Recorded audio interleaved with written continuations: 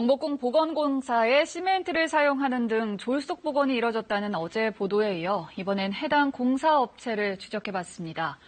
그런데 이 업체, 과거 숭례문 부실 복원으로 물의를 일으켰던 회사의 자회사였습니다. 현장 K 장혁진 기자입니다. 복원 직후 단청이 벗겨지고 나무 기둥이 갈라졌던 숭례문. 사상 최악의 졸속 공사란 오명을 얻으며 경찰 수사까지 이어졌습니다. 문화재 수리 분야에 있어서 아주 오래되고 잘못된 관행을 바로잡는 당시 공사를 맡았던 M건설은 영업정지 15일과 공공입찰 제한 1년 처분을 받았습니다. 하지만 실제로 입찰 제한을 받은 날은 단 하루도 되지 않습니다. 불복 소송을 내 처분을 미루다 특별 사면을 받았기 때문입니다. 결과적으로 행정처분이나 받았다든지 그거는 결과적으로는 하나도 없는 것 같더라고요. 경복궁 흥복전 보건공사에 시멘트를 사용해 보건 기준을 어긴 것을 확인한 문화재청. 하지만 공사 업체인 S건설에 아무런 행정처분도 내리지 않았습니다. 일부 소량으로 들어갔던 분이 고의성이 없다고 판단했기 때문에 저희가 행정처분을 안 했던 거고. 시멘트를 20포대나 썼는데 고의로 사용한 건 아니라는 얘기입니다. 그 말도 안 되죠. 문화재청 직원들이 일주일에 한두 번은 올 텐데 오면은 그 사람들 벌써 자살을 일으키란 말이야.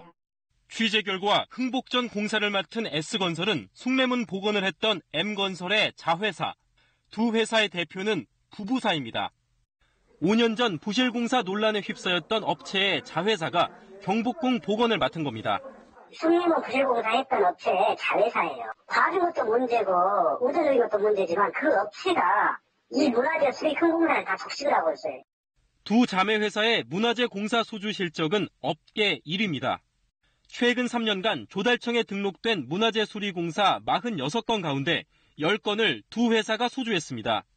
그럼 입찰 제도가 바뀌어서 운이 좀 좋은 것도 있고 입찰이 그렇잖아요. 운이 좋아야 되는 거잖아요. 그런 것도 있고 이제 제도 밖에서는 걸 많이 한 거 가지고 그걸 문제 삼는 것은 좀 아닌 것 같으네요. 여러 공사를 맡다 보니 현장 소장 한 명이 여러 곳을 함께 관리하기도 합니다. 부실 시공으로 문제가 된 경복궁 흥복전 공사의 현장 소장이 세종대왕릉 수리공사 현장도 동시에 맡고 있었습니다. 두 현장은 80km나 떨어져 있어 관리가 제대로 될까 싶지만 문화재청은 규정 위반은 아니라는 말만 되풀이합니다. 여기 영리에서 경북까지는 차라는 딱 1시간 거리예요. 물리적인 거리를 해서 중국 배치를 허가하고 한건 안 하거나 하는 상은 아닙니다. 업체 사정을 헤아려주며 제재에는 소극적인 문화재청. 문제를 제기한 제보자에게는 전혀 다른 얼굴을 보입니다. 시멘트 사용을 폭로한 공익 제보자에게 각서를 쓰게 한 겁니다. 더 이상 문제 제기를 하지 않겠다는 내용의 사실상 입막음 각서입니다. 각서까지 요구하시는 그런 모습이 마치 좀 업체를 보호하려는 듯한 그런 느낌을 전 받을 수밖에 없는 거예요. 또 문제제기하면은 이 공사를 끝내지 못 내일까지도 계속 가야 돼.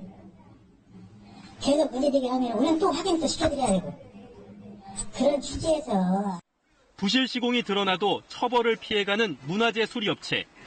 그리고 그 업체를 감싸는 듯한 문화재청의 태도가 엉터리 복원을 키우고 있습니다. KBS 뉴스 장혁진입니다.